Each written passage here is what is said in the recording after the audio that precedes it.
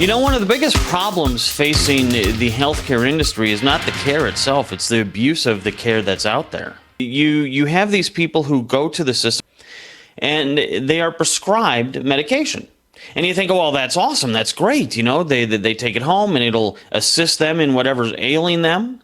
But what's really happening out in the world is not as sunshine and rainbows as a lot of us want to pretend it is. Matter of fact, a lot of those drugs are taken.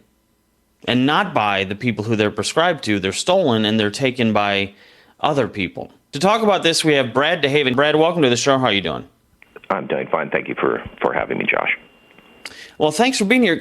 Kind of give us the scope of this problem before we dig into the details. How big is this prescription drug abuse issue? Well, it's huge. Some estimates say that over 100 people every single day in the United States die of a prescription drug overdose. That's a huge number. You take some of these school shootings that get massive amounts of attention, and they are horrific events.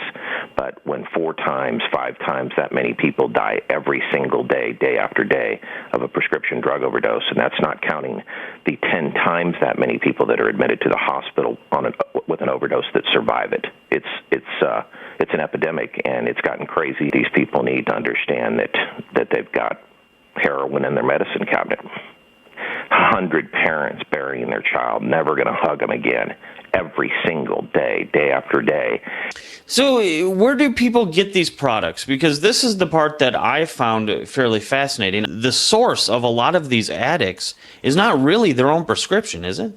It's kind of 6 of one, half a dozen of the other. It can start there, or it can start with abusing someone else's prescription. A kid with a bottle of pills of 30 Adderall can trade that for a big old bag of pot, or can trade it for the drug of his choice, or for alcohol, or something like that. It becomes worth hundreds of dollars.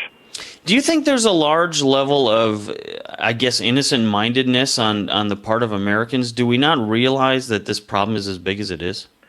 Sure, there's an assumed trust. We have this in many things in America. With a doctor, you trust them, and the perception from kids and adults alike is, hey, here's a bottle of pills. It has my doctor's name on it. How bad could it be? He prescribed this to me. But the fact is, it does say, don't take with alcohol, but most people do. So there are deaths of all ages. It's interesting if you look at the statistics that most of the deaths of older people, say 45 and up, come from them either forgetting they took their meds or taking their meds with alcohol, where most of the deaths of the younger people in their 20s and such are coming from the way they consume these prescription drugs. So they don't swallow them. They crush them and they snort them.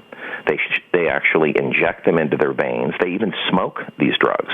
So if you take an Oxycontin pill or a Vicodin or any opiate-type drug like Percocet or Norco, and you crush that pill, you can instantly release all that power into your system, and you crush it, snort it, smoke it, shoot it. And that's what these kids are doing, and that's what they're overdosing on, and that's what's leading them to heroin. That's what happened with our son, and that's what launched me into this world that I'm in now. It started with our son, had a legitimate injury, broke his arm, jumping on a trampoline, like any parent could imagine, a childhood accident. He was prescribed Vicodin, and unbeknownst to us, the trusting and, unfortunately lacking knowledge parents, which is so common, allowed him to have these drugs and take these drugs for the pain that we believed he had in his arm, because we didn't want our son to suffer. And they called to him. It's interesting. I have 2 sons. They're 2 years apart. And they both broke their arm around the same time, around 14 years old. They were both prescribed Vicodin. One of them, when he was done with it, The other one, it called to him. He even would tell us later that he would go through the pain for days at a time just so he could take 3 or 4 of them at once for that feel-good. Wow. So tell us more of your story. How long did that take? Tell us more of that story. So he broke his arm, he got prescribed to it. Then what? When did you realize that there was a problem? Well, it started when he was about 14. The first time we realized that there was a problem, we parents dismiss these symptoms. They're very easy to look back and see that he wasn't just being a jerk, and he couldn't just make eye contact. He didn't want to go to family events. His hygiene was suffering. His weight was suffering. But these are all things you can look back and if I talk, and I have talked and interviewed hundreds of parents, they'll all tell you the same thing. When I look back, these symptoms should have slapped me across the face, but they happen so slowly and over time that we dismiss them as little Johnny's just growing in or morphing into a jerk, and we expect that as a teenager. And unfortunately, in Brandon's case, he went all the way till he was almost 18 before he first confessed to us, after us pushing him, that he had a drug problem. He was at that point finding Oxycontin and other drugs on the streets and getting other doctors to prescribe it to him and his friends, and was actually selling it to consume it, and was basically dealing drugs to use drugs. It's kind of an age-old story, but the thing that we parents don't understand, I grew up in the 70s. I had a brother that was a drug addict. I had a brother that did prison time for drugs. So the last thing in the world that I would have thought would have happened under my nose was my son abusing drugs and becoming a drug addict. This really is a larger problem than a lot of us think. It said that 1 in 5 houses with teenagers in it has a prescription drug abuse problem. I mean, that's insane, but most of us ignore it. And like Brad was saying, and please continue your story here, it's something that you guys missed for almost 4 years. And you were telling that story. How did it come to a head? Did he hit rock bottom? Was there a discovery? Sure. Well, he hit rock bottom for us about 20 times. And that's important for parents to remember. The parent hits rock bottom before the addict does. Addicts will just hang on and hang on. But in Brandon's case, he was about 22 years old. He hit rock bottom. He's 6'2". He was down to 127 pounds. He was living on the streets, and I want you to think about that weight and that height for a minute, because he looked like a walking skeleton. He looked like he could have been in Schindler's List. I mean, he was horrific, and we didn't see him. He wore baggy clothing. He lived out on the streets or on his own, and we got a call one night. That call that we knew that was going to happen one way or the next. We either thought we were going to get the call that he was dead or that he was arrested, and we prayed that he would be arrested, and he was.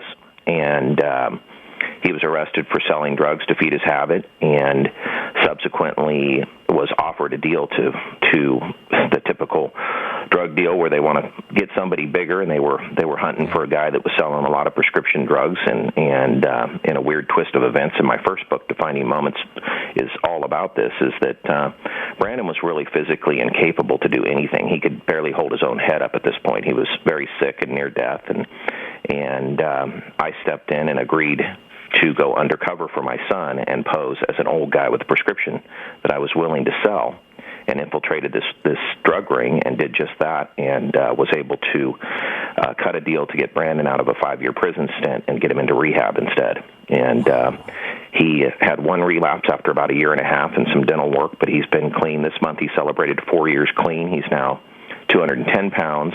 He's a workout fanatic. He's had the same job for 3.5 years. He's our miracle. He's the 1%er that came through this. And so many of these parents, they do bury their children, and they are friends of mine. And sometimes I feel almost guilty that I deal with them and I work with them, but my son is alive and healthy, and he comes to events with me. He speaks with me, alongside of me, and I got to tell you, it's really heartbreaking. A lot of these parents just want to touch him, just want to hug him. Wow. So how do we really get a grasp on this? Because right. This is a massive problem. Aren't the doctors aware? For many years, they've either turned a blind eye or felt like they had to prescribe these things if they were told of certain levels of pain. But it is true that the abuse is out there, and the doctors that are out there that will take cash and dispense all you want. And these are worth, an Oxycontin, to give you an example, is worth $80 to $100 per pill on the street. So if you consider that, it wasn't difficult for me to do what I did, because these people want to find people that are willing to sell 100 pills for $3,000 when they can turn around and sell them for $10,000. And on the same note, there are a lot of people, I'm 55, but there are a lot of people plus or minus my age that say, hey, you know what, if I can get the doctor to prescribe these to me, I know this guy that'll give me $3,000 for them. That's a lot of money.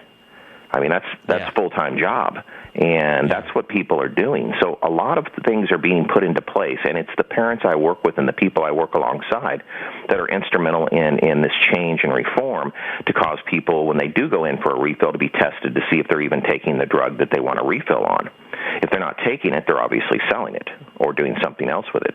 But I think knowledge is important, and three most important things that I could tell a parent, besides knowing what you have, the knowledge, is to secure the med, to dispense the med, and to destroy the med. So when you're done with it, destroy it. So, and what I mean, go backwards. When you're done with it, destroy it. When you dispense it, when little Johnny gets a pill for his broken arm or for Adderall for ADD, you dispense it. You hold that pill and you lock it up in the meantime, and you make sure it's in a secure location. Well, and and that ties beautifully into that RX drug safe that we've been telling listeners about. Right. This ability to secure those prescription drugs and to monitor that. Because here's the other thing: it's not just houses with teenagers in them. I mean, a lot of people might be listening and thinking, "Well, I'm 65 years old. My kids are grown and out of the house." But these people are becoming victims too. Absolutely. My son would tell you that the Dalai Lama of finding drugs was their ears would perk up when they found out that so-and-so's grandmother or grandfather broke a hip or was sick. They would all get together. I've had parents tell me in my many interviews that, oh, Janie or Johnny, they're such good kids. All of their friends went over and visited Grandma and Grandpa when Grandpa broke his hip, and they all stayed over there for 2 hours. And I said, and where were Grandpa's drugs when they were gone? Oh, well, how did you know that? How did you know that he misplaced them? Well, he didn't misplace them. You send 4 teenagers in a room, 2 of them get Grandma and Grandpa chatting, and the others are rifling through their medicine cabinet because they're finding thousands of dollars worth of highly addictive and deadly drugs in those medicine cabinets. And, I volunteer sometimes for these prescription drug take-backs, and we poll the people and ask them if they lock up their meds. 99% of them don't. They have a really great reason all the time, which is stupid. And a lot of it is just that. I don't have any kids at home. And I'll say to them, have you ever had a handyman at home? Do you have a gardener? Exactly. Have you ever had anybody, fix your sink or somebody come by or the grandkids come by to visit?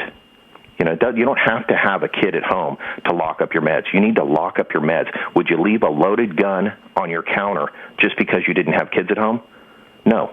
But people leave highly addictive, deadly medicine sitting in medicine cabinets, and they bank it and keep it around just in case they need it someday. And they say, oh, I have it it's in a secure place. I hid it in the back of my drawer. They'll find it. Yeah, they'll find it. And the other thing, is too, there's this naivete that says, well, it's a prescription drug. It's not like, crack from the guy behind the Walmart or something. I mean, this is safe. This is good. And there is that level of, well, even if he gets addicted, they can just get off of it like all these sports people. But as you're talking, a nurse wrote in and said, she sees all the time how most of these stories don't end up as success stories like yours. So parents really have to pay attention to this. They don't end up that way. The police officers that I ended up working with when I went undercover refer to my son as the 1%er. That's what they call him, because they say they don't end up off of these drugs. They end up dead. My son's 29 years old now. He's buried 21 friends. These are kids that he played Little League with. And when I see those Little League cards, we're in the middle of a move now, and I see all these pictures of when he's younger. Those are the pictures that are shown at their funerals.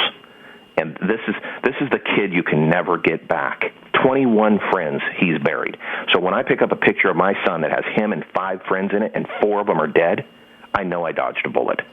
And it all started with prescription drugs that we as parents don't understand are highly addictive and deadly. The other website I want to tell you about is RX Drug Safe. We're talking about this issue of prescription drug abuse, yet like he said, most of us just keep them in a medicine cabinet, for goodness sakes. That's the stupidest thing you could possibly do. So go to rxdrugsafe.com. There is a safe there. It's accessed with your fingerprint. It's really awesome. We've talked to them. They said if you put in the coupon code Tolley, they will give you $50 off, so make sure you take advantage of that. Now, Brad, you left us with a cliffhanger. You're in the doctor's office. The doctor starts to apologize, and then continue if you could, please, sir. So then he tells me, he says, I've got to tell you, he says, my son, who was around 20, he said he's a heroin addict, and I just found out. And I said, my God, I'm sorry to hear that. I said, is there anything I can do to help? And he says, I just wanted to tell you how, I found out about it, but I wanted to tell you more importantly how it started. And I said, well, how did it start? And he said, a couple of years ago, I had my appendix removed, and I was given Vicodin and Norco and other pain pills to deal with that. And he said, and I kept them just in case I needed them again. I put them in my medicine cabinet. I didn't even know they were gone. When I found out my son was an addict, I asked him how all this started, and he said, Dad, it started in your medicine cabinet. It started with me getting those pills. Wow. And he said he didn't know until that day that his son told him. The first thing he did is went in his medicine cabinet, and sure enough, they were gone. And this is a doctor who thought, it's okay to bank these pills and put these in my medicine cabinet. And that's how it happens. And it happens. Addiction doesn't affect you until it does. And that's really what people need to understand, is that you don't plan to have your house on fire, but you have fire extinguishers or fire alarms. You need to lock up these meds. It's very, very important. You know, on another note, I interviewed this addict, and he was poking holes. There was a few people there, including RX Drug Safe was there, and had their product, which I think is a far superior product over some of these plastic devices. But there were other locking devices there, and he was poking holes in them, saying, I could break into that, I could take a screwdriver, I could take a hammer, I could take a this and that. And I said, I have a question for you. How long were you addicted? He said, over 15 years. I said, in those 15 years, how many drug safes did you break into? He said, none. I said, why? He said, because I don't have to. They're just sitting in the medicine cabinet everywhere. He said, if I run into a drug safe, I just go to the next house. So that's important for people to let that resonate in your mind, is that here's a guy that's poking holes in it, I could do this, I could do that. But the fact is he never had to, because the accessibility is out there. The overprescribing is out there. All of that's a problem. But we as parents and people need to secure these meds just like we do a loaded weapon. It's our responsibility not to leave deadly products or objects sitting in plain sight or with easy access. Well, and that ease of access, when you really start thinking about it, once I was made aware of this problem, you really start thinking about it. It is everywhere. You go to somebody's house for, to watch the game. You go to the restroom. Their drugs are right there. They're sitting right behind that little mirror. And I'm thinking, man, this is everywhere. Or you go to an open house to see a new house. They're in their medicine cabinet. And like you said, these are deadly drugs, and we're just leaving them around anywhere. I see them in the floor of cars, in glove boxes. I see them on people's desks at work. We have no clue what we're really empowering other people to do. And isn't it true too that a lot of the people who aren't abusing them, they're just I guess irresponsibly leaving them around? You really don't notice somebody might steal 3 or 4 until the end of the month, and you're thinking to yourself, hey, wait a second, did I take those today? Sure. Even the drug addicts have a term for it. They call it harvesting. So they'll tell me, they'll say, oh, you don't take all the pills because somebody will miss them. If you take the whole bottle, you're desperate. And this is a one-time flyby. This is a place you're never going to get in again. But if it's a friend's house or a relative's house, you harvest. So they'll take just a few pills. They know that they're there. And that's the problem. And you're right. They are sitting around everywhere, and people will steal them. I do use an RX Drug Safe. I think it's super easy to use. It has fingerprint access. You're not fumbling for keys or combos. It's something that you could easily go over to mom and dad's house and say, hey, mom and dad, I'm going to install this at your house. I'm going to show you how to put your fingerprints on it. It's super easy. And this is going to keep your drugs locked up so that if my kids or my kids' friends are over here, I'm not going to worry about them having it. And I'm not going to worry about you having a big problem when you need to get at them. You're just going to push your finger on this thing at night, get your medicines, and be done with it, and it's going to be locked up and safe and secure from the handyman and the other people that might have access to them. So, my son was in an interview with me years ago when this all began, and he said, if you ever take these narcotics, these opiates, off the shelves, then you better buy stock in heroin because it's going to go crazy. And that's exactly what's starting to happen. The supply is getting crimped a little bit. They're starting to be more careful about it. Not careful enough, and there's still plenty of change that needs to happen. But that's why heroin's blowing up, that these heroin addicts, and it's hard to explain to a parent. Take a parent from suburbia USA, and this is really where this is getting hit, and they have to say to me, and they say to me, they think this is their darkest moment. My little Johnny, my little Janie's a heroin addict. I can't even believe I'm saying these words. And it's like you have to explain to them. It's like an alcoholic. So if I was an alcoholic and I liked Kettle One martinis, and this is how it all began, but at the end of it, I'm really just drinking a half a gallon of vodka a day. Do I really care if it's Kettle One, or do I look for a brand because my appetite is exceeding my budget? So I buy a cheaper vodka just because I need the quantity, not the quality. And that's what heroin is versus these pills. I don't have $100 for an Oxycontin pill, but I have $10 for a bag of heroin. I can tell my parents, give me $10, I'm starving to death, I need a hamburger. And really that money's going right to drugs, because heroin can be bought in those tiny little amounts, and it can satisfy that demon of addiction that owns you. Well, and this is just handed to me right now. The prescription drug industry itself, that's not going to go away. I mean, we kind of have to take responsibility for this, for stopping this problem out in the public, because there's a new study. It's on ScienceDaily.com. The prescription drug industry spends twice as much on advertising than they do on research and development. So they love the fact that these drugs are getting out there, regardless of how they're getting out there. They do. They fought wholeheartedly against prescription drug monitoring. We fully understand, everybody in my industry fully understands that there's a need for these drugs for some people. So we fully understand that people need these, but making sure that the people that need them get them and use them properly is what this industry needs to get behind. But when Big Pharma gets behind that, they lose money. So they fight it with millions. Exactly. And, it really comes down to, you don't make your family an easy target, either for your family or for others. Thank you so much for joining us. I really, truly appreciate it. RxDrugAddict.com and RxDrugSafe.com. Get the book, get the safe, do the right thing, get the drugs out of your family, off the streets. We'll be back right after this.